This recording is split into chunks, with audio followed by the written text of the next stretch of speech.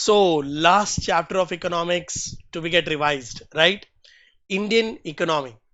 Friends पूरा general chapter है, high weightage chapter है।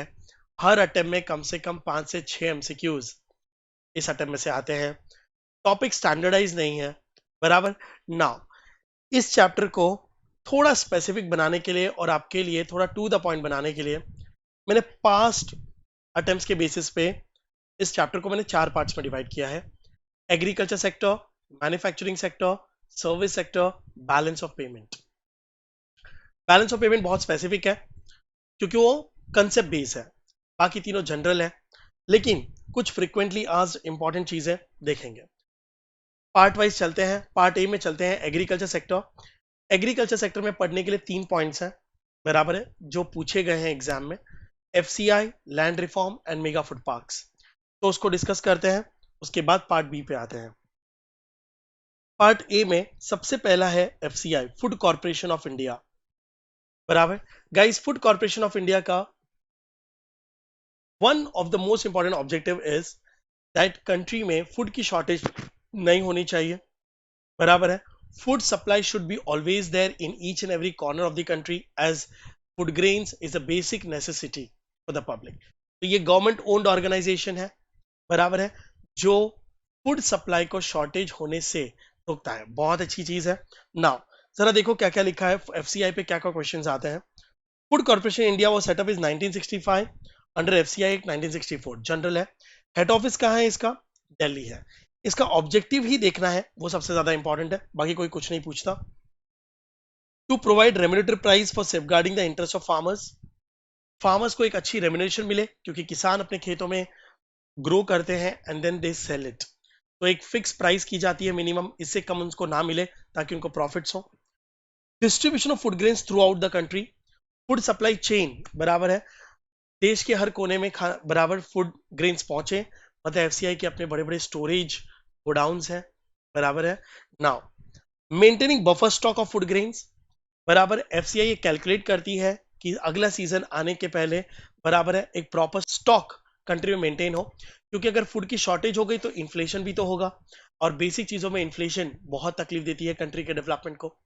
अगर शॉर्टेज हो भी रहा है, बफर स्टॉक जो है उनका मिनिमम लेवल उससे कम है, तो इंपोर्ट करवाती है, बराबर है। आगे के डिपार्टमेंट्स को इन्फॉर्म करते हैं कि भाई इंपोर्ट करो, शॉर्टेज होने वाली है, इन्फ्लेशन नहीं होने देना है। फूड सिक्योरिटी, हर एरिया तक फूड पहुंचे। Intervene in market for price stabilisation, मैंने कहा ना, इन्फ्लेशन और डिफ्लेशन होने से बचाती है, बराबर। बेसिक ऑब्जेक्टिव मोटा मोटी ये है एफसीआई का, to supply of food grain and to maintain a proper buffer stock of food grains, बराबर। नाउ अब देखो इसके ऊपर एमसीक्यू कैसे आया था। जो स्टूडेंट्स एफसीआई नहीं पढ़ के जाते हैं उनको ये समझ ही नहीं आता कि किसकी बात कर रहे हैं, लेकिन अब आपको एक क्वेश्चन ऑटोमेटिकली समझ जाएगा।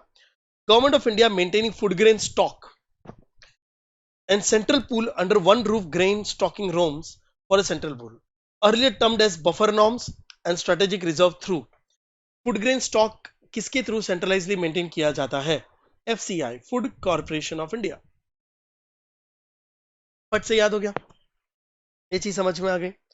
Second important point agriculture sector में लैंड रिफॉर्म्स, बराबर। लैंड रिफॉर्म्स बहुत पुराना रिफॉर्म है, लेकिन बहुत ही लैंडमार्क रिफॉर्म था। जैसे आज भी आप एग्रीकल्चर में ग्रीन रिवोल्यूशन को याद करते हो, जबकि वो 1966 में हुआ था, वैसे ही एग्रीकल्चर की दुनिया में, बराबर। नाउ प्राइम मिनिस्टर ने इंदिरा गांधी, बराबर, इंदिरा गांधी जी ने लैंड रिफॉर्म्स लाया था, बराबर। बहुत कुछ, बहुत ही, बराबर, हार्ड एक्शंस लिए गए थे। नाउ लैंड रिफॉर्म्स में 4 प्रिंसिपल्स पे ये रिफॉर्म बना था। एक टाइम था, बराबर, जब बैंक्स जो प्राइवेटाइज थी, जो फार्मर्स को, एग्रीकल्चर सेक्टर को लोन्स नहीं देती थी, वो सिर्फ बड़े बड़े बिजनेसमैन को लोन्स देती थी, इसलिए बैंकों को नेशनलाइज करना पड़ा। नेशनलाइजेशन का मतलब है गवर्नमेंट के बनाए हुए रूल्स रेगुलेशंस उनको मानने पड़ेंगे, अपने कंट्रोल में लेना पड़ा, बराबर है। एग्रीकल्चरिस्ट, बराबर, को जब बैंकों से लोन नहीं मिलता था तो they used to take a loan from, बराबर, जमींदार। तो हमारे इंडिया में पहले जमींदारी सिस्टम, रॉयतवारी सिस्टम चलते थे, जो उनको हाई इंटरेस्ट पे लोन्स तो देते थे, लेकिन इतना हाई इंटरेस्ट होता था कि वो चुका ही नहीं पाते थे, और वो लोग लैंड वगैरह उनसे हड़प लेते थे। तो agriculture at the and farmers मोटा मोटी एक्सप्लॉइट हो रहे थे, फार्मर्स की हालत बहुत खराब थी। एग्रीकल्चर वैसे ही मानसून पे डिपेंड रहता था, तो इनकम्स की बैंड बजी पड़ी थी, और इंडिया का बेस ही उस जमाने में एग्रीकल्चर था, बराबर। तो हार्ड डिसीजंस लेने की जरूरत थी। फार्मर्स के इंटरेस्ट को बचाने के लिए, एग्रीकल्चर सेक्टर को ग्रोथ देने के लिए, फाइनेंशियली सपोर्ट करने के लिए 4 बड़े रिफॉर्म्स लाए गए, जिसे लैंड रिफॉर्म्स कहते हैं। शॉर्ट में बता रहा हूं, ज्यादा डिटेल्स नहीं, क्योंकि हमारा रिवीजन चल रहा है, आपने पढ़े होंगे।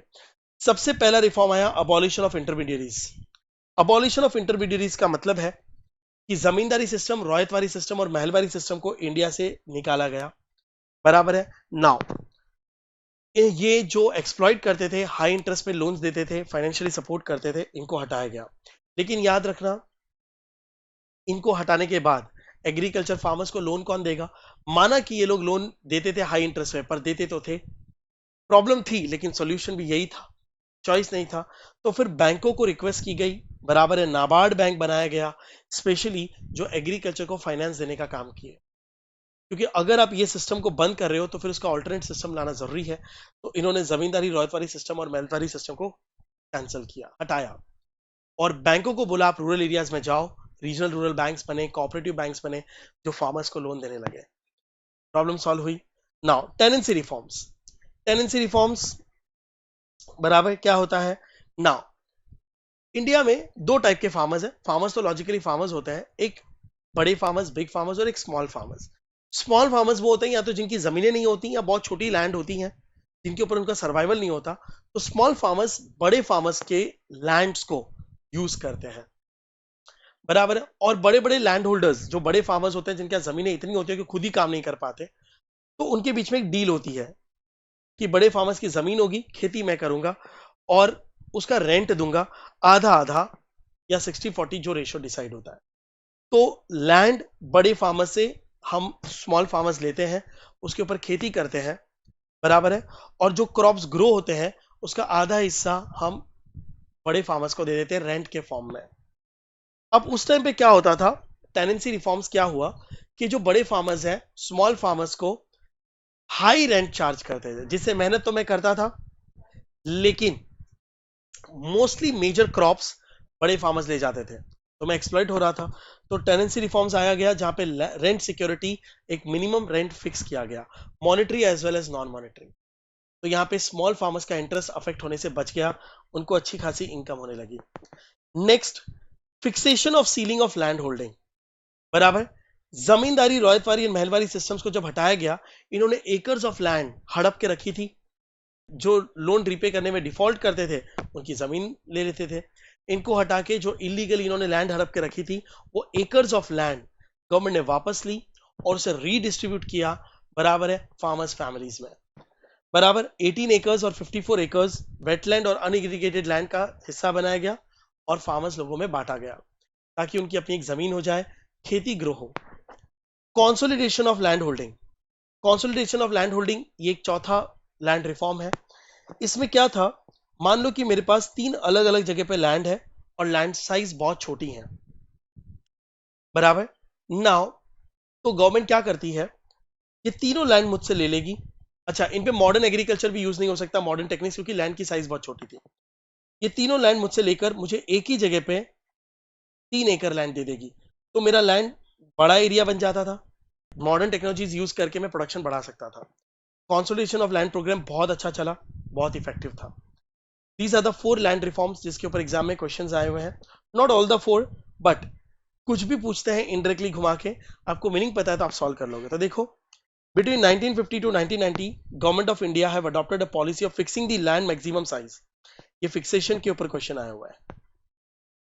Fixation of ceiling of agriculture land which could individual with an intent to reducing concentration of the land ownership in a few hands. This government policy is known as land ceiling. बराबर, ये land reform का one of the action plan था। Fixation of land holding, land ceiling कहते हैं इसको, बराबर। अब जिसको ये 4 चीजें पता होगी वही एमसीक्यू सॉल्व कर सकता था एग्जाम में, right. Now mega food park. Mega food park, बराबर, ये नया कंसेप्ट 2008 में आया हुआ है, 2022 चल रहा है, बराबर है। मेगा फूड पार्क क्या है, पहले तो ये समझ लो। ये एक एरिया है, जैसे स्पेशल इकोनॉमिक जोन होते हैं वैसे एग्रीकल्चर के लिए मेगा फूड पार्क्स बने हैं, बराबर, जहां पर फार्मर्स मैन्युफैक्चरर्स डायरेक्टली बराबर एक दूसरे से कांटेक्ट कर पाएंगे, बराबर जो मिडल मैन है वो हट जाएंगे, मैन्युफैक्चरर्स फार्मर्स की डिमांड्स को पूरी कर पाएंगे और फार्मर्स मैन्युफैक्चरर्स की नीड्स को समझ के उसके अकॉर्डिंग प्रोडक्शन कर पाएंगे और फार्मर्स का प्रॉफिट बढ़ेगा। अभी तक क्या होता था कि फार्मर्स जो अपने खेतों में ग्रो करते थे क्रॉप्स, उसे ले जाके वो मंडी में बेचते थे, कमीशन एजेंट्स होते थे मंडी में, वो इनको एक मिनिमम मार्जिन पे करते थे और खुद प्रॉफिट ज्यादा कमाते थे, जबकि मेहनत फार्मर्स कर रहे हैं। और मंडीज में जो कमीशन एजेंट्स होते थे वो बेचते अल्टीमेटली इंडस्ट्रीज को ही थे। तो गवर्नमेंट ने कहा क्यों ना इन दोनों को डायरेक्टली मिलाया जाए, जिससे दोनों को एक दूसरे की नीड समझ में आएगी, प्रोडक्शन ज्यादा बढ़ेगा, क्वालिटी प्रोडक्शन बढ़ेगा, डायरेक्ट होगा तो फार्मर्स को प्रॉफिट मार्जिन ज्यादा मिलेगा, फार्मर्स को और मैन्युफैक्चर को दोनों को एक दूसरे की नीड समझ में आएगी तो एग्रीकल्चर अच्छा डेवलप होगा, क्योंकि मैन्युफैक्चरर्स को जो रॉ मटेरियल चाहिए वो आता तो बेसिकली एग्रीकल्चर से ही है, बराबर है। और एग्रीकल्चर सेक्टर छोटा नहीं है, सिर्फ फार्म्स नहीं है, उसमें हर तरीके का नेचुरल रिसोर्स है, फिशिंग भी उसी में आता है, पोल्ट्री फार्म्स भी उसी एग्रीकल्चर का पार्ट है, बराबर है, सेरीकल्चर, फिशी कल्चर, बराबर है नाउ, ठीक है, फार्मिंग, ये सब एग्रीकल्चर एक बहुत बड़ा सेक्टर है। तो ये मेगा फूड पार्क का डेवलपमेंट सबसे पहली बार 2008 में हुआ और पहला मेगा फूड पार्क ओपन हुआ आंध्र प्रदेश में चित्तूर में। वो गजब का सक्सेस हुआ। अब हर एरिया में, हर स्टेट में इस मॉडल को फॉलो किया जा रहा है। अभी अभी डेवलपमेंट होना शुरू हुआ है। आज की तारीख में at present 24 mega food parks है। At present there are 24 mega food parks in India. अलग अलग स्टेट में कहीं पे एक मेगा फूड पार्क है, कहीं किसी स्टेट में दो है। डेवलपमेंट चल रहे हैं, ये नंबर्स चेंज होते रहेंगे, बराबर। मेगा फूड पार्क एक बहुत ही अच्छा मॉडर्न कंसेप्ट आया है फार्मर्स के बेनिफिट्स के लिए, मैन्युफैक्चरिंग के बेनिफिट्स के लिए भी, क्योंकि मैन्युफैक्चर को सीधा फार्म से मिलेगा तो रॉ मटेरियल सस्ता पड़ेगा, हाई क्वालिटी मिलेगा, बराबर है, ये सारी चीजें। तो देखो क्या लिखा है, mega food park aim at establishing direct linkage between farm and processing, processing मतलब मैन्युफैक्चरर्स, बराबर है। Mega food park aim providing a mechanism to link between agriculture and production to the market, bringing them together, farmers, processors and retailers, तीनों को एक दूसरे से जोड़ दो। प्रोसेसर्स मतलब मैन्युफैक्चरर और रिटेलर्स जो मार्केट में माल बेचते हैं। आओ मेगा फूड पार्क में एक दूसरे को मिलो, एक दूसरे की जरूरतों को समझो, उसके हिसाब से बिजनेस करो, सस्ता भी मिलेगा, अच्छा भी मिलेगा और फास्ट भी मिलेगा, मिडिल मैन हट जाएंगे। एग्जाम में इसके ऊपर क्वेश्चन क्या पूछा गया है, how many mega food parks operation in India at present 24। पहले इसका आंसर ओरिजिनली 22 था, लेकिन अब 24 है। All of you now, agriculture में तीन सबसे ज्यादा इंपॉर्टेंट पॉइंट आपको पढ़ने हैं, बाकी सब जनरल है, ज्यादा कुछ है नहीं। एग्रीकल्चर सेक्टर में कौन से सेक्टर आते हैं, all sector including natural resources, mining, quarrying, ये भी एग्रीकल्चर ही होगा, ओके। नेक्स्ट है पार्ट बी, मैन्युफैक्चरिंग सेक्टर, बराबर। नाउ अब हम शुरू करने वाले हैं मैन्युफैक्चरिंग सेक्टर, देखते हैं, ओके गाइस। तो now we are starting with part B, manufacturing sector. Manufacturing sector में पढ़ने के लिए मेरे हिसाब से देयर आर 5 to 6 पॉइंट्स, बराबर। इंडस्ट्रियल पॉलिसी 1991, बराबर, 2 से 3 बार क्वेश्चन आ चुका है एग्जाम में। एनएसआईसी, डीआईसी, ये अलग अलग कंसेप्ट है, गवर्नमेंट के इनिशिएटिव्स हैं, एक एक बार पढ़ेंगे एग्जाम में, एक एक बार आए हुए हैं, पर एक बार ऊपर ऊपर से समझना जरूरी है।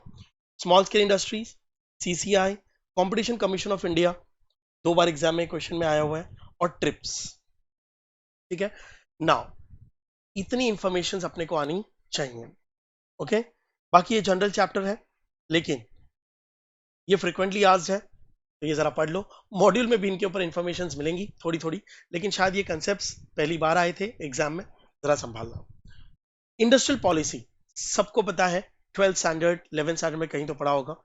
नाउ इंडिया का सबसे पहला, बहुत सारी इंडस्ट्रियल पॉलिसीज आई हुई हैं, लेकिन जो सबसे इफेक्टिव इंडस्ट्रियल पॉलिसी रही 1991 रही। 2 से 3 बार इसके ऊपर क्वेश्चन पूछ लिया गया है। इंडस्ट्रियल पॉलिसी 1991, बराबर, पूरा क्रेडिट जाता है मनमोहन सिंह जी को।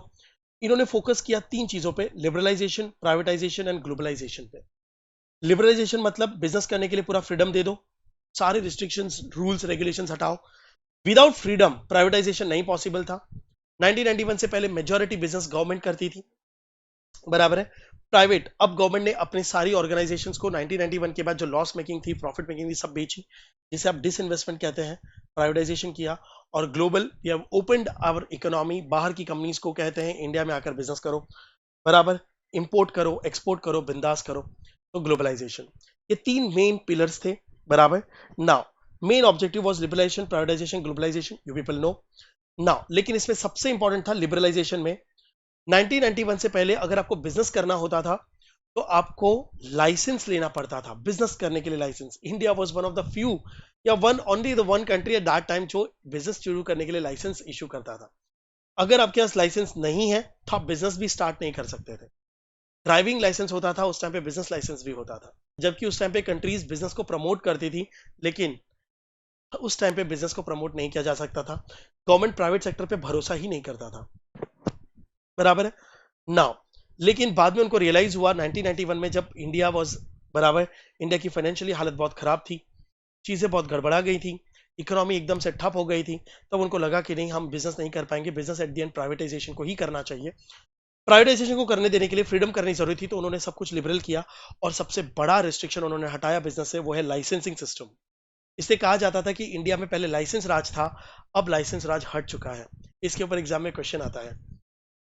लेकिन सारी कंपनीज पे, सारे बिजनेस पे, सारे सेक्टर्स पे लाइसेंस हटा दिया गया, 6 इंडस्ट्रीज को छोड़कर। उस टाइम पर वो 6 इंडस्ट्रीज पे लाइसेंस रखना जरूरी था, क्योंकि वो कोई भी Tom Dick and Harry business चालू करे, बराबर है, उससे डैमेज हो सकता था।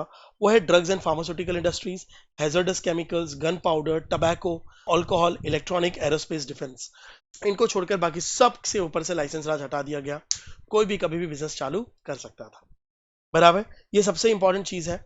प्राइवेटाइजेशन, ग्लोबलाइजेशन को आपको डिटेल में पढ़ने की जरूरत नहीं है, इंडस्ट्रियल लाइसेंसिंग को आपको पढ़ना था, अबॉलिशन ऑफ लाइसेंस राज, बराबर। अब देखो इसके ऊपर दो टाइप के क्वेश्चन जैसे आए हुए हैं। इन इंडिया, देखो कितना घुमा घुमा के पूछा है। Under licensing system, entrepreneur in the manufacturing sector had to get permission from the government. Story दे रहे हैं, उस टाइम पे गवर्नमेंट से मैन्युफैक्चरिंग चालू करने के लिए परमिशन लेनी पड़ती थी, officials, to start firm, to start business and decide production quantity, to close down the firm, बंद करने के लिए, चालू करने के लिए। विच नेशनल एक्ट और पॉलिसी अबॉलिश इंडस्ट्रियल लाइसेंसिंग? कौन सी पॉलिसी ने इंडस्ट्रियल लाइसेंसिंग को अबॉलिश किया? तो न्यू इंडस्ट्रियल पॉलिसी 1991 ने अबॉलिश किया। इतनी राम कहानी देते हैं और उसके बाद में पूछते हैं विच नेशनल एक्ट और policy abolish industrial licensing system? तो इंडस्ट्रियल पॉलिसी 1991। अरे बराबर। सेकंड देखो, as a part of economic reforms the government of India announce new industrial policy 1991 which was not one of the 3 major element। कौन सा major element नहीं है? तो major element पहले पता होना चाहिए, लिबरलाइजेशन, प्राइवेटाइजेशन, ग्लोबलाइजेशन। तो कौन सा एलिमेंट नहीं है? इंडिजिनाइजेशन, ये मेजर एलिमेंट नहीं है, बराबर, ये मेजर एलिमेंट नहीं है। Hope you understood. नाउ आपको ये दोनों कंसेप्ट समझ में आए? श्योर, पक्का। नाउ इसके बाद थर्ड क्वेश्चन, एक और इंडस्ट्रियल पॉलिसी 1991 पॉपुलर है ना, फ्रीक्वेंटली आस्क्ड। देखो क्या लिखा है, in India under license, Indian licensing system, entrepreneur manufacturing get permission from government official. Same question repeat हुआ है, बराबर है। नाउ तो लेकिन ऑप्शंस में देखो, companies act, statement of industrial policy 1991 will be your answer, बराबर। इंडस्ट्रियल पॉलिसी 1991 आपके एग्जाम में क्वेश्चन 3 बार आ चुका है ना, ठीक है। अब छोटे छोटे कंसेप्ट है, NSIC, national small industries corporation, ये आपने शायद बिजनेस एनवायरनमेंट में भी पढ़ा होगा। एनएसआईसी का क्वेश्चन है, एनएसआईसी एक एंटरप्राइज है जो एमएसएमई को, बराबर है, टेक्निकली सपोर्ट देती है, सिडबी फाइनेंशियली सपोर्ट देती है। लेकिन गवर्नमेंट ने एनएसआईसी स्मॉल स्केल इंडस्ट्रीज के लिए, एमएसएमई के लिए इतना कुछ किया है क्योंकि गवर्नमेंट जानती है नाउ प्लांट ही ट्री बन सकता है ना, ठीक है। तो स्मॉल स्केल होंगे तो ही लार्ज स्केल बनेंगे। तो NSIC is a government of India enterprise, बराबर। ये प्रमोट, बराबर, काफी सारी टेक्निकल सपोर्ट्स देता है।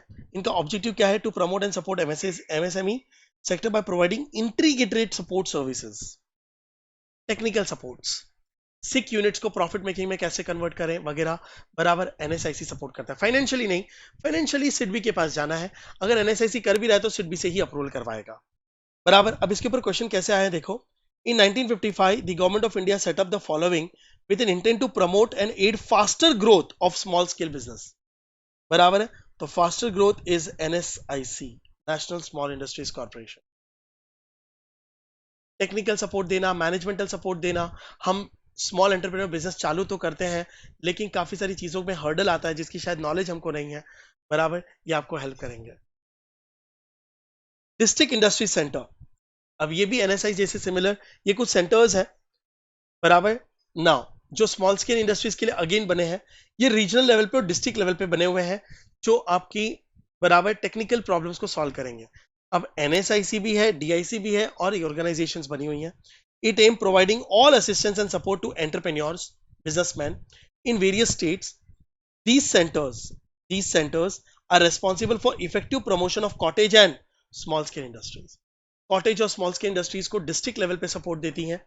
कोई भी प्रॉब्लम है इनको कॉल करें. बराबर है. इनके अगर स्पेशलाइजेशन में है तो ये आपको सपोर्ट करेंगे आपके ग्रोथ के लिए. तो देखो क्या इस डीआईसी पे क्वेश्चन कैसे आए. Launch in 1978, government of India assistance programme aim to shift the facilitation centres of industries from cities to state of capital, मतलब regions. District headquarters in each district of India in a phased manner. Under this program, each district headquarters is to provide a single roof, all services and support needed by small scale and cottage industries. Small scale and cottage industries के लिए support के लिए at a district level. तो क्या answer होगा? District industry centre. आपको एक चीज बताऊं, मैंने ना इन एमसीक्यूज में एक पैटर्न देखा है. मान लो कि कोई नया कंसेप्ट आ जाता है जो आपने कभी पढ़ा ही नहीं, तो है ना डिस्ट्रिक्ट क्वेश्चंस के वर्ड से आप ऑप्शंस के वर्ड्स को मैच करके उसे टिक मार्क करके आना. ठीक है, तो आपको चीजें इजी हो जाएंगी. बराबर. नाउ स्मॉल स्केल इंडस्ट्रीज का इंपॉर्टेंस. अब देखो स्मॉल स्केल इंडस्ट्रीज या फिर आप एमएसएमई कह दो, गवर्नमेंट ने कितना कुछ कर रही है. फाइनेंशियली सपोर्ट के लिए सिडबी बनाई, एनएसआईसी बनाया, बराबर है, डीआईसी बनाया.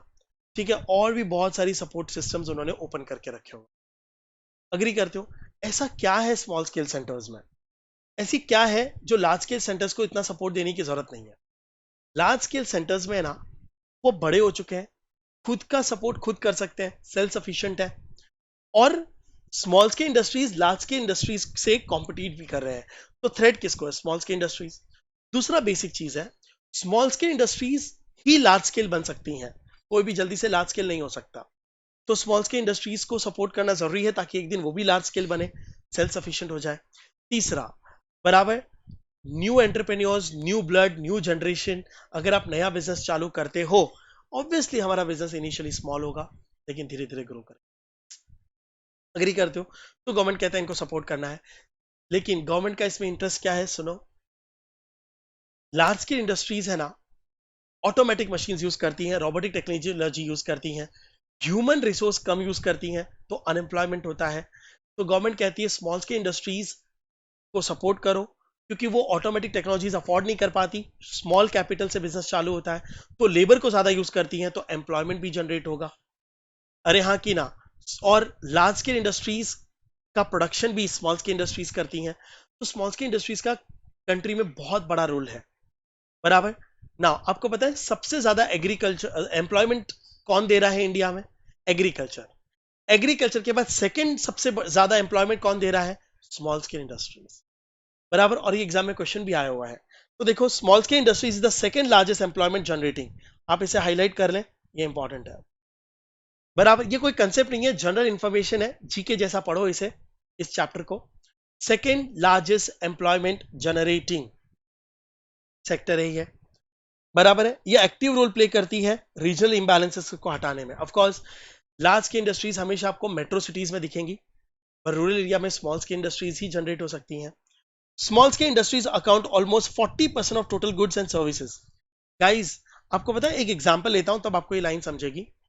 हिंदुस्तान यूनिलीवर, बराबर है, कितने सारे प्रोडक्ट्स हैं, सोप, ऑयल, शैम्पू एक्सेट्रा, बराबर है, कम से कम हजारों की रेंज में है. क्या इतने सारे प्रोडक्ट हिंदुस्तान लीवर खुद बनाता है? हिंदुस्तान लीवर एक भी प्रोडक्ट नहीं बनाता, वो सारे प्रोडक्ट स्मॉल स्केल इंडस्ट्री से बनवाता है और अपना नाम लिखता है, क्योंकि यूनिलीवर अभी बड़ा ब्रांड बन गया है. बराबर है. तो सारी छोटी छोटी फैक्ट्रियां उसके लिए काम करती हैं, वो अपना नाम लगाता है और बेचता है. हर बड़ी कंपनीज स्मॉल स्केल इंडस्ट्रीज का सपोर्ट लेती हैं, नहीं तो मैन्युफैक्चरिंग कर ही नहीं पाएंगी। मतलब लार्ज स्केल इंडस्ट्रीज को भी सपोर्ट कौन कर रही है? Small scale industries. बराबर ना, तो ये है इंपॉर्टेंस, आराम से एक दो लाइन पढ़ के जाना। अब देखो इसके ऊपर एमसीक्यू कैसे आए हैं। Which sector in India is the second largest employment of human resource? It's a small scale industries. थोड़ा पढ़ के रखेंगे तो बाकी का आइडिया आपको आ जाएगा। मैं ये नहीं कहता कि क्वेश्चन रिपीट होने वाला है, लेकिन स्मॉल स्केल इंडस्ट्रीज पे अगर क्वेश्चन आएगा तो आप बहुत ही मेंटली मैच्योर्ड होंगे दूसरे क्वेश्चन सॉल्व करने में, है ना। कंपटीशन कमीशन ऑफ इंडिया, भाई स्टार मार्क कर लो। बराबर है। हमारे इंडिया में पहले एक एक्ट हुआ करता था, MRTP act, monopoly and restrictive trade practices, जिसका काम यही था कंपटीशन को प्रमोट करना। बराबर है ना। Government hate monopoly, not only Indian government, her government, क्योंकि मोनोपोली से ना आप पूरे मार्केट के पावर को खींच लेते हो। तो गवर्नमेंट हमेशा चाहती है कि कंट्री में कंपटीशन हो।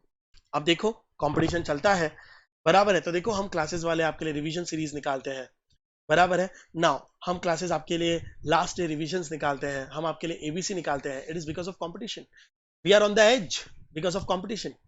बराबर है। लेकिन आप लोग स्टूडेंट्स के लिए बेटर सर्विस मिल रही है, हाँ कि ना, रीजनेबल फीसेस में ना। अगर कंपटीशन ना हो तो मोनोपोली हो जाएगी, मोनोपोली में आपको सर्विसेज अच्छी नहीं मिलेगी। तो कंपटीशन, एक healthy competition, service oriented competition होना जरूरी है, और ये गवर्नमेंट बहुत अच्छे से जानती है। इसलिए गवर्नमेंट ने पहले जो एक्ट बनाया था वो बनाया था एमआरटीपी एक्ट, मोनोपोली को रिस्ट्रिक्ट करेंगे ये एक्ट था। लेकिन ये नेगेटिव वर्ड है, रिस्ट्रिक्टिव एक्ट, इसलिए इसको हटा के एक नया एक्ट लाया गया, कंपटीशन कमीशन ऑफ इंडिया। अब ये लॉ में या बिजनेस एनवायरमेंट में आप डिटेल में पढ़ते हैं, मैं थोड़ा सा ब्रीफ ले रहा हूं। कंपटीशन कमीशन ऑफ इंडिया का दो सबसे इंपॉर्टेंट रूल है, एक मोनोपोली ना हो, हेल्दी कॉम्पिटिशन हो। बराबर है। दूसरा, कंपटीशन बिटवीन लार्ज स्केल और स्मॉल स्केल होता है तो मर्जर्स होते हैं, एक्विजिशंस होते हैं, टेक ओवर होते हैं, हाँ कि ना। बराबर, ये हेल्दी हो। कोई भी फॉरेन कंट्रीज में से बड़ी बड़ी जाइंट कंपनियां आकर इंडिया में कंपटीशन करती है, अपने इंडियन कंपनीज को ज्यादा टफ होता है तो सीसीआई बीच में आ जाता है, उनको शायद इंडिया में आने नहीं देता। जैसे Walmart is one of the example who dying to come to India in the retail sector, but Indian government आने नहीं दे रही, सीसीआई उसको रिस्ट्रिक्ट करता है। हेल्दी कंपटीशन होना चाहिए, इंडियन बराबर बिजनेसमैन का इंटरेस्ट अफेक्ट नहीं होना चाहिए। तो देखो चेयरपर्सन कौन है? Mrs Ravneet Kaur. At present CCI is a chief national competition regulator of India. Competition को प्रमोट करना, मोनोपोली को रिस्ट्रिक्ट करना, एमआरटीपी को रिप्लेस किया गया है। It is responsible for enforcing the competition act in order to promote competition. बराबर, details आप बिजनेस एनवायरमेंट वगैरह में पढ़ेंगे, बट इतनी इंफॉर्मेशन काफी है। अब देखो, competition commission of India does not consider following practices under competition. Competition commission of India किसे रिस्ट्रिक्ट करता है? discriminatory pricing, collusive price fixing, deliberate reduction in output in order to increase prices, protection of inventions by patents। बताओ। Competition commission of India does not consider, कौन सा CCI के under नहीं आता? Protection of invention by patents, वो patent control act है, patent act का काम है, कंपटीशन कमीशन ऑफ इंडिया का काम नहीं है। बाकी सब से हेल्दी कंपटीशन हो रहा है, सब कंपटीशन कमीशन का फंक्शन है। Which of the following has two primary objective of prevention of market practices that adversely affect competition? ऐसे प्रैक्टिसेस जो कंपटीशन को हार्म करता है, जो कंपटीशन को रोकता है, मतलब मोनोपोली प्रमोट होती है, ऐसी कौन सी ऑर्गेनाइजेशन है? CCI, competition commission of India. बराबर, आपको सीसीआई समझा। सीसीआई के बारे में जनरल इंफॉर्मेशन रखो ताकि आप ये एमसीक्यूज को सॉल्व कर सको। Trips, trade related aspect of intellectual property rights. Trips, trade related aspects of intellectual property rights. अब ये क्या है? ये एक एग्रीमेंट है, बराबर है, जो इंटरनेशनल प्रॉपर्टी राइट्स को, बराबर है, नाउ वर्ल्ड ट्रेड ऑर्गेनाइजेशन ने ये ट्रिप्स निकाला है दो कंट्रियों के बीच में, बराबर है, हेल्दी कॉम्पिटिशन मेंटेन करने के लिए, बराबर, नाउ पेटेंट एक्ट को सपोर्ट करने के लिए, बराबर। नाउ ट्रिप्स आप डिटेल में पढ़ सकते हैं, लेकिन इतनी जरूरत नहीं है। What is the full form of trips? आपके एग्जाम में पूछा गया था, क्या आंसर होगा? बोलो बोलो बोलो बोलो। Trade related intellectual property rights, बराबर, इंटरनेशनल लेवल पे एग्रीमेंट्स होते हैं, बराबर, ताकि हेल्दी कॉम्पिटिशंस भी हो, और ठीक है, नाउ दोनों कंट्री का डेवलपमेंट हो। वर्ल्ड ट्रेड ऑर्गेनाइजेशन ने ये कंसेप्ट निकाला था। By this manufacturing sector part B is also over. Guys ये 6 पॉइंट्स आप पढ़ के जाएं, पास्ट ईयर्स के बेसिस पे है, बराबर। Thank you very much. ठीक है, लेकिन कंप्लीट नहीं हुआ है। अब हम पार्ट सी चालू करने वाले हैं, लेकिन पार्ट बी कंप्लीट हो चुका है। तो उन लोगों के लिए थैंक यू जो सिर्फ पार्ट बी पढ़ने के लिए वीडियो देख रहे थे। अब हम पार्ट सी कंटिन्यू करेंगे। Okay, so part B manufacturing is over. अब पार्ट सी सर्विस सेक्टर पे फोकस करते हैं। सबसे ज्यादा मैन्युफैक्चरिंग सेक्टर पे कंटेंट था। पार्ट सी में 3-4 पॉइंट्स है। Try, NITI Aayog, national broadband mission, ये 3 चीजें पे ज्यादा फोकस कर लेते हैं क्योंकि इनके बेस पे एमसीक्यूज आए हुए हैं। Okay, now service sector. Service sector का एक और नाम है, it is also called soft sector, बराबर। इसमें कोई मैन्युफैक्चरिंग नहीं होती, बराबर। इट इज अ सर्विस, इसे सॉफ्ट सेक्टर कहते हैं नाउ, और इसे टर्शरी सेक्टर भी कहते हैं, टर्शरी सेक्टर, बराबर। नाउ तो प्राइमरी एग्रीकल्चर हो गया, सेकेंडरी मैन्युफैक्चरिंग हो गया, टर्शरी सर्विस सेक्टर हो गया। सर्विस सेक्टर हमेशा एग्रीकल्चर और मैन्युफैक्चरिंग के बीच में लिंक देता है, दोनों को सर्विसेज देती है, इससे नाम है सर्विस सेक्टर। सर्विस सेक्टर में, बराबर। Now India at present service sector में is booming like anything. Out of 3 sectors service sector is doing fabulous in India, बराबर। नेशनल इनकम में मोर देन 50% शेयर या up to 50% share service sector का है, national income के contribution, बराबर है। हाँ, एम्प्लॉयमेंट थोड़ा कम है, 50% है, क्योंकि नंबर 1 पे एम्प्लॉयमेंट जनरेटिंग सेक्टर आता है एग्रीकल्चर, नंबर 2 पे आता है स्मॉल स्केल इंडस्ट्रीज। एग्जाम में आया हुआ एमसीक्यूज है, ध्यान रखना। तो चलो सर्विस सेक्टर को स्टार्ट करते हैं। सर्विस सेक्टर में सबसे पहला है try, telecom regulatory authority of India.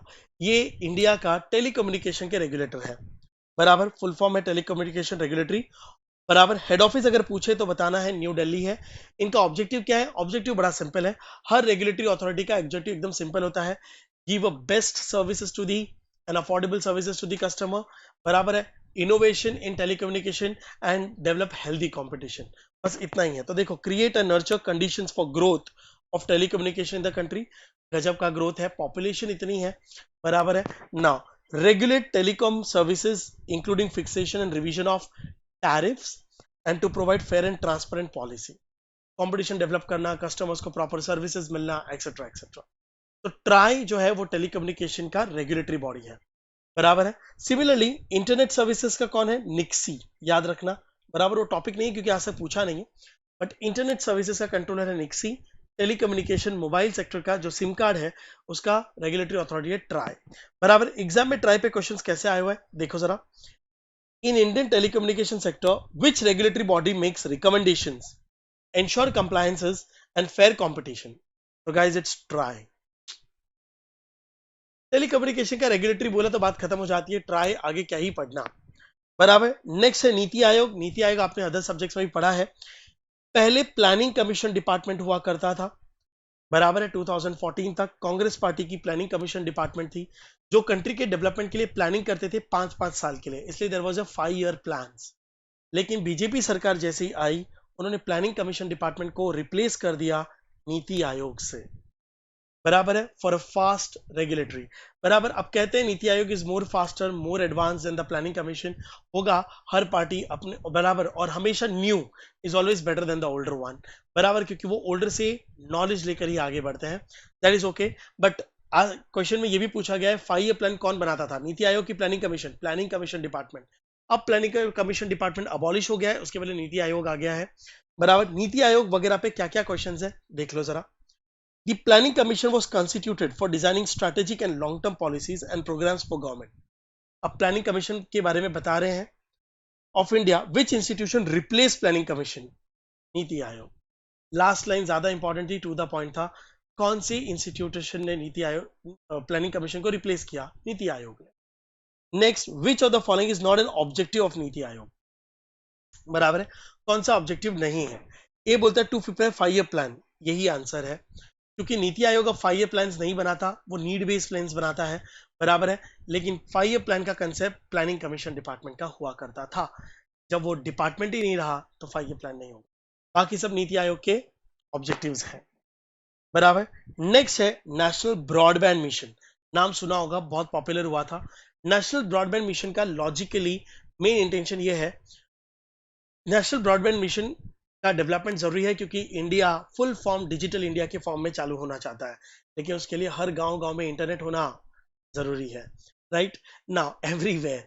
तो नेशनल ब्रॉडबैंड मिशन बराबर नाउ का इंटेंशन है, ऑब्जेक्टिव है कि at each and every rural area internet पहुंचे, नहीं तो डिजिटल इंडिया भी नहीं पॉसिबल हो पाएगा, बराबर है ना। तो नेशनल ब्रॉडबैंड मिशन बराबर टू डेवलप डिजिटल इंडिया, देखो क्या लिखा है, ministry of communication and launch national broadband mission that will facilitate universal and equitable access to broadband services, बराबर इंटरनेट सर्विसेज, ठीक है। Mission, the mission is part of national digital communication policy, digital India को promote करना वो इसके बिना possible नहीं होगा, बराबर है। गवर्नमेंट चाहती है हम पेटीएम यूज करें, हम इंटरनेट सर्विसेज यूज करें, हम ऑनलाइन पेमेंट्स यूज करें, कैश मनी लेस यूज करें, सबके लिए इंटरनेट सर्विसेज चाहिए, तो ब्रॉडबैंड मिशन होना बहुत जरूरी है। The vision of mission is to fast track growth of digital communication infrastructure, बराबर है। 4G था, 3G था, 5G आ गया है, हाँ कि ना। 5G अब न्यू जनरेशन है, स्पीड है, अब 6G 7G आता रहेगा। Digital devices facilitate digital empowerment, हाँ कि ना। Broadband access to all villages by 2022, जो कि जा चुका है, लेकिन अभी भी थोड़ा डेवलपमेंट बाकी है, बट हाँ टारगेट बड़ा होता है तो काम भी बड़े होते हैं, अचीव हो या ना हो।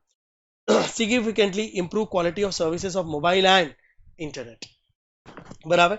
जनरल पॉइंट है, न्यूज के जैसा पढ़ो, रट्टा कुछ नहीं मारना है, लेकिन क्वेश्चन में, एग्जाम में क्वेश्चन आए तो आप समझो इंफॉर्मेशन पढ़ के कि ये इसी की बात कर रहा है, क्योंकि वर्डिंग्स भी सेम नहीं आती, right. The following is a national level institute of Government of India which started objective of facilitating affordable broadband access, बात यहीं पे खत्म हो जाती है, at all villages, aims to bridge a gap between rural and urban, rich and poor, targeted investment from shareholder US billion, फलाना डिमाका, it is national broadband mission, अरे बराबर ना। ये समझा, बाय दिस सर्विसेज का concept is over, general topic खत्म हो गए, अब है बैलेंस ऑफ पेमेंट जो कि कॉन्सेप्ट बेस है, बराबर।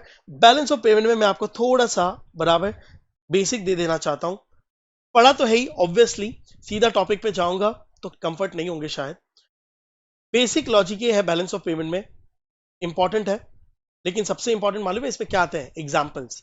बैलेंस ऑफ पेमेंट ये बुक्स ऑफ अकाउंट्स है, ऐसे समझो, जिसमें जो गवर्नमेंट ऑफ इंडिया मेंटेन करती है, just to know the international transactions.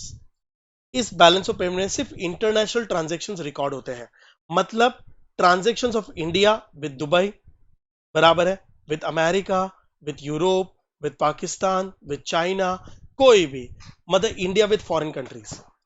इसका मतलब फॉरेन कंट्रीज के बीच में कौन सी करेंसी का एक्सचेंज होता है, फॉरेन एक्सचेंज, इसमें सिर्फ फॉरेन एक्सचेंज रिलेटेड ट्रांजैक्शंस लिखे जाएंगे, और ये एक्चुअली बुक्स ऑफ अकाउंट्स है, बराबर, जिसमें दो साइड्स होती हैं, debit side and credit side, like P&L, बराबर। Debit side and credit side साल में एक बार इसको बंद किया जाता है, ये टैली होना चाहिए। तो इसमें रिकॉर्ड क्या होते हैं, only foreign currency related transactions, मतलब ओनली इंटरनेशनल ट्रांजैक्शंस रिकॉर्ड होते हैं। डेबिट साइड और क्रेडिट साइड में कौन से ट्रांजैक्शंस रिकॉर्ड होते होंगे, क्रेडिट साइड में वो ट्रांजैक्शन रिकॉर्ड होते हैं जिसमें इंडिया में फॉरेन करेंसी आती है, डॉलर्स, यूरो, बराबर है, नाउ येन, ठीक है, ये सारी चीजें।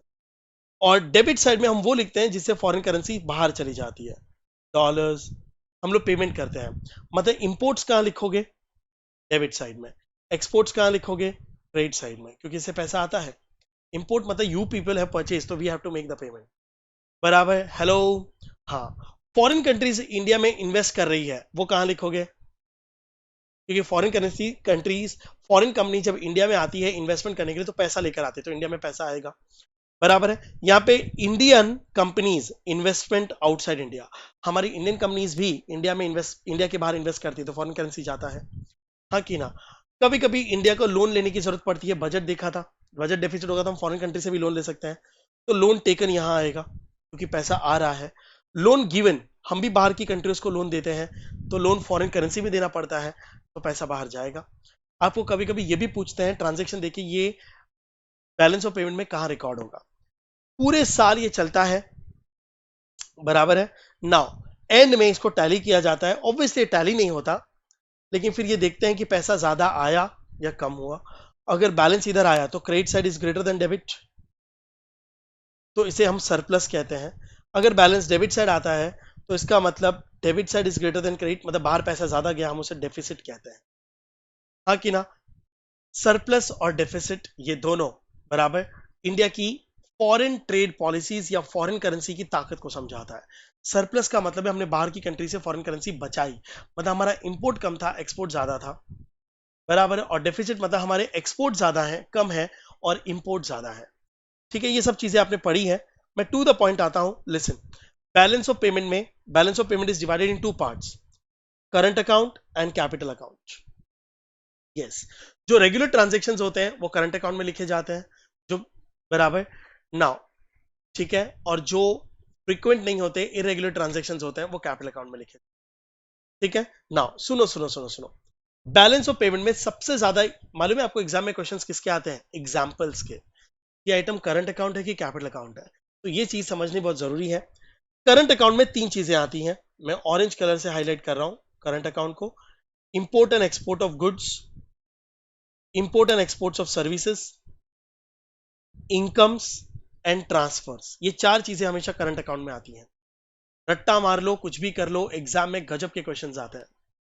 Four items are in current account, बराबर, मैं कलर चेंज कर रहा हूं।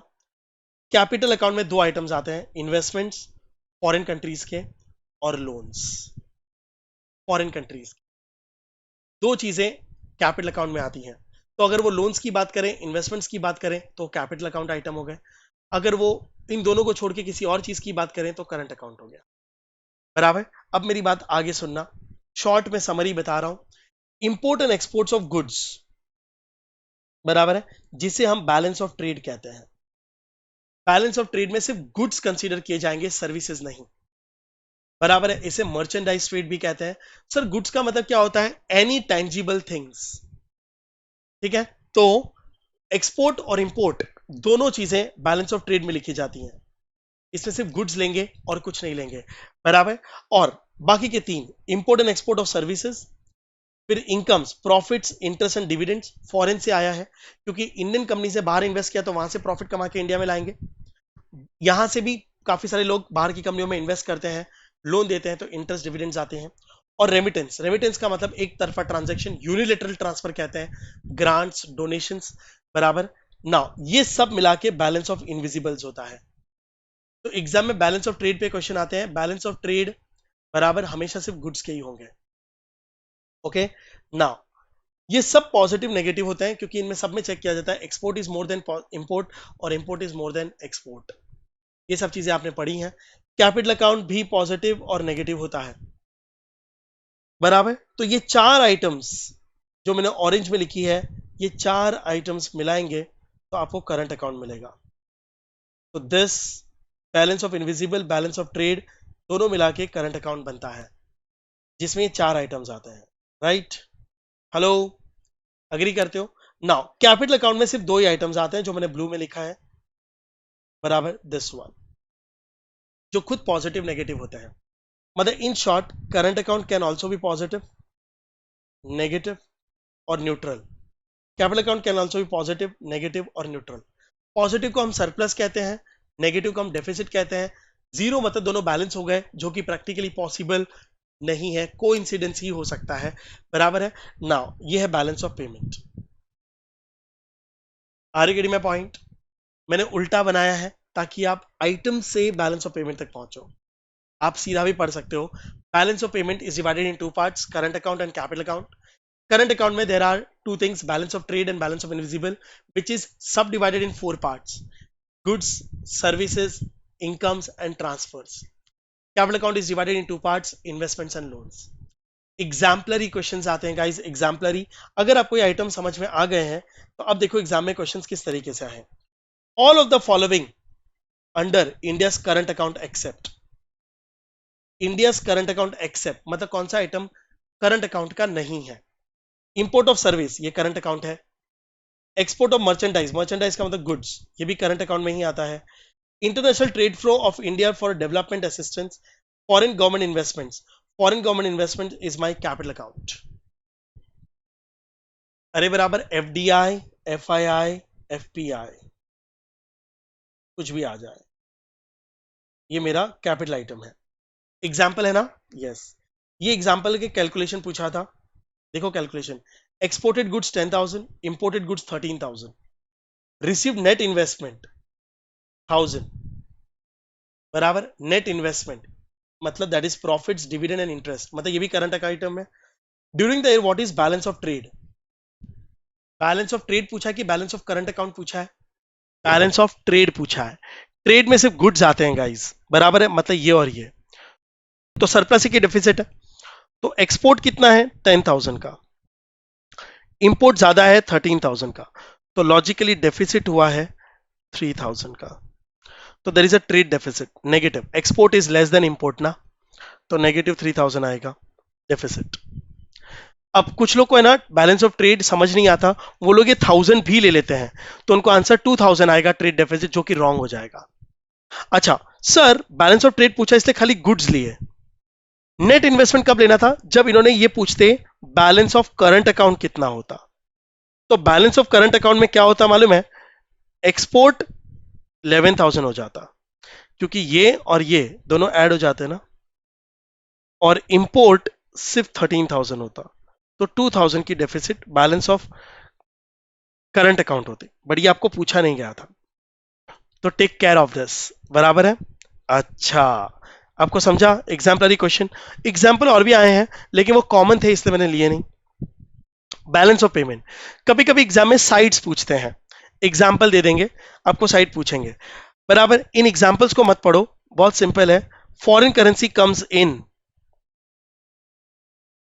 तो क्रेडिट साइड लिखेंगे, फॉरेन करेंसी गोज आउट, बराबर, तो हम डेबिट साइड लिखेंगे, बराबर है। एट द एंड ये दोनों टैली होने चाहिए, बैलेंस सरप्लस या डेफिसिट आता है दैट यू नो। अब देखो एग्जाम में क्वेश्चन क्या है, Indian company paid dividend to foreign companies, item क्या है? डिविडेंड का, अरे बराबर है, और पेड है मतलब इंडिया से पैसा बाहर जा रहा है, क्योंकि इंडियन कंपनी ने पे किया है, तो इंडिया से पैसा बाहर जा रहा है, इसका मतलब ये डेबिट साइड लिखा जाएगा। लेकिन डेबिट साइड तो लिखा जाएगा, लेकिन डेबिट साइड कौन सा? कैपिटल की करंट, तो dividend is a current item, तो debit of current account, debit to current account answer आएगा। ओ ऐसा है, yes, debit to current account, all of you. Now question number 2, a gems and jewelry exporter of Rajasthan's Jaipur exported cut and polished diamonds to a buyer of Switzerland. सुनो, James and jewellery exporter of Rajasthan, Rajasthan से किसी ने, बराबर है, export किए हैं diamonds वगैरह to a Switzerland, तो कहने से स्विट्जरलैंड वालों ने पेमेंट किया होगा, तो पैसा आया है, तो भाई ये क्रेडिट होगा, ये तो कंफर्म हो गया है।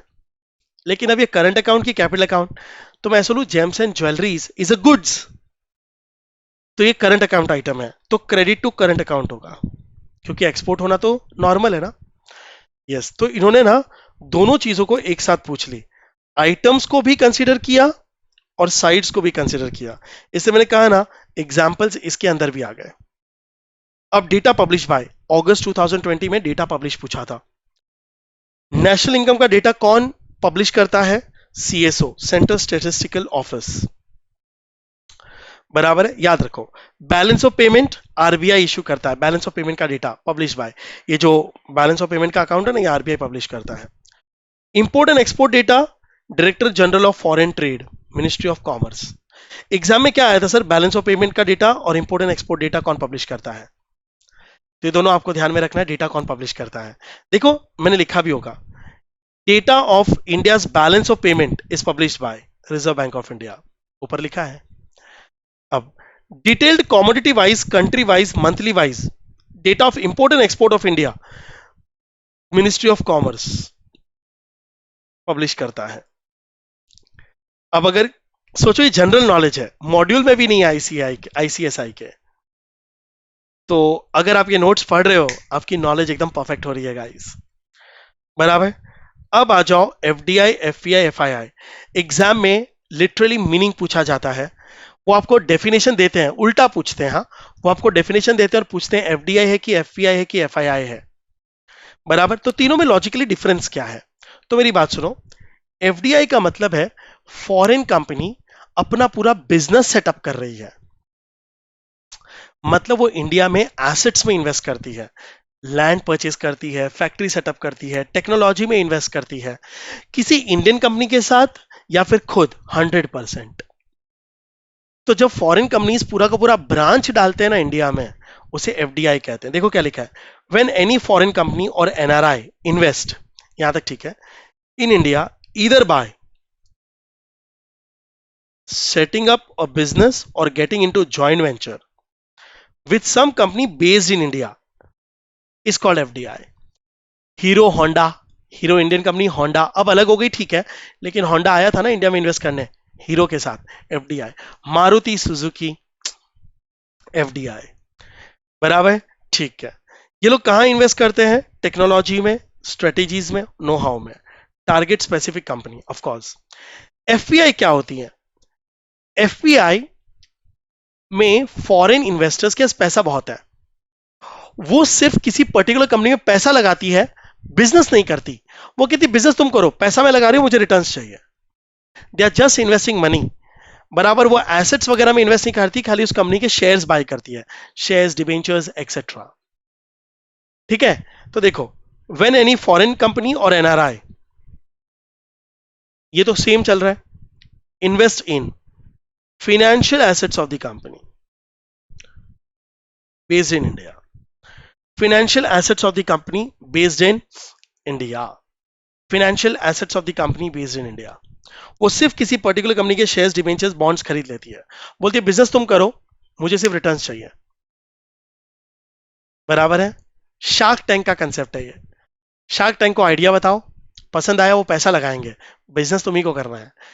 वो शार्क टैंक इंडियंस है, लेकिन फॉरेन्स में भी तुम उनको कंसेप्ट बता दो, उनको फ्यूचर समझ में आता है, पैसा डाल देंगे। बिजनेस आप ही को करना है, उनको रिटर्न्स देना है। वो खाली शेयर्स में इन्वेस्ट करते हैं किसी पर्टिकुलर कंपनी के। तो एफडीआई, एफआईआई, एफपीआई सिमिलर है, इसलिए डेफिनेशन में हम कंफ्यूज हो सकते हैं। एफडीआई में वो पूरा बिजनेस सेटअप करती हैं या किसी के साथ पार्टनरशिप या जॉइंट वेंचर के साथ एक्टिव बिजनेस करने के लिए आती हैं। एफआईआई में खाली पैसा इन्वेस्ट करती है किसी पर्टिकुलर कंपनी में। एफआईआई क्या होती है? एफआईआई शेयर मार्केट में इन्वेस्ट करती हैं, उनका कोई पर्टिकुलर कंपनी नहीं है, उनको टिप मिली फॉरेन कंपनीज वालों को, रिलायंस के भाव बढ़ने वाले और रिलायंस के शेयर्स खरीद लेंगे इंडियन मार्केट में। ओ, सिर्फ शेयर्स बाय करेंगे, भाव बढ़ेंगे, बेच के निकल जाएंगे, शॉर्ट टर्म इन्वेस्टमेंट्स है। ये लोग बीएससी एनएससी में इन्वेस्ट करते हैं, कोई पर्टिकुलर कंपनी में नहीं। मतलब इनको बिजनेस नहीं करना है, इनको खाली फ्लक्चुएशन का पैसा कमाना है। एफपीआई वालों को बिजनेस करना है, लेकिन दूसरे करेंगे, हमने पैसा लगाया है, स्लीपिंग पार्टनर टाइप। एफडीआई में एक्टिव पार्टनर, खुद भी बिजनेस भी करेंगे। ये थोड़ा थोड़ा डिफरेंस है। एफडीआई, एफपीआई, एफआईआई समझा, एग्जाम्पल्स आते हैं, मीनिंग्स आते हैं, आपको लोग कॉन्सेप्ट पूछते हैं कि एफडीआई है कि एफपीआई है। देखो क्वेश्चन कैसा आया हुआ है, please see to it. Secondary sector covers economic activities in which natural, secondary sector का मतलब होता है मैन्युफैक्चरिंग सेक्टर। सेकेंडरी सेक्टर मतलब manufacturing, natural products are covered into other form through way of manufacturing. Yes, this statement is true. Secondary sector is also called service sector. No, service sector is called tertiary sector. ये false है। बराबर। तो first statement is true, second is false, D answer होगा। FDI पे questions आए हुए हैं, यहां पे शायद मैंने लिखा नहीं है, बट ऑब्वियसली एग्जाम में क्वेश्चंस आए हैं। ठीक है। By this your 5th chapter का revision is also over guys. Hope आपको ये fast track videos, short explanations समझ में आए होंगे। Guys, best of luck to you all. बराबर। प्लीज अच्छे से एग्जाम देना। ओके। नाउ एग्जीक्यूटिव में if you people feel कि we are providing a very good services, we are holding your completely hand, बराबर है, please prefer JK Shah classes, guarantee बराबर मेरे services की। all of you मिलते हैं एग्जीक्यूटिव में, टैक्स पढ़ेंगे। बराबर है। Bye bye guys.